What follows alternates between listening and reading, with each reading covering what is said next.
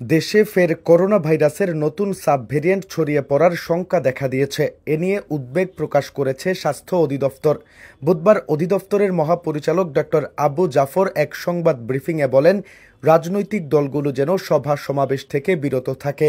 একই সঙ্গে সাধারণ মানুষকেও সব ধরনের জনসমাগম এড়িয়ে চলার অনুরোধ জানান তিনি বলেন, করোনার সংক্রমণ আবারও বাড়তে পারে, তাই সবাইকে সতর্ক থাকতে হবে।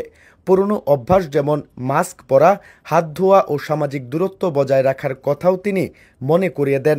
এই পরিস্থিতিতে আগামী এইচএসসি পরীক্ষা কিভাবে নেওয়া হবে সে বিষয়ে আলোচনা চলছে বলেও জানান মহাপরিচালক। শিক্ষা মন্ত্রণালয়ের সঙ্গে আলোচনা করে দ্রুত সিদ্ধান্ত জানানো হবে বলে জানান তিনি। ডক্টর আবু জাফর বলেন, করোনার টিকাদান কার্যক্রম এখনও চালু আছে। যারা 18 বছরের বেশি, বিশেষ করে অন্তঃসত্ত্বা নারী, 60 ঊর্ধ্ব নাগরিক ও যাদের রোগ প্রতিরোধ ক্ষমতা কম, তারা যেন দ্রুত বুস্টার ডোজ নিয়ে নেন। তিনি জানান, দেশের বিভিন্ন টিকা কেন্দ্রে গিয়েই এই ডোজ নেওয়া যাবে। সরকার পরিস্থিতি পর্যবেক্ষণ করছে এবং প্রয়োজনে আরও নির্দেশনা দেওয়া হবে বলেও জানান স্বাস্থ্য অধিদপ্তরের মহাপরিচালক।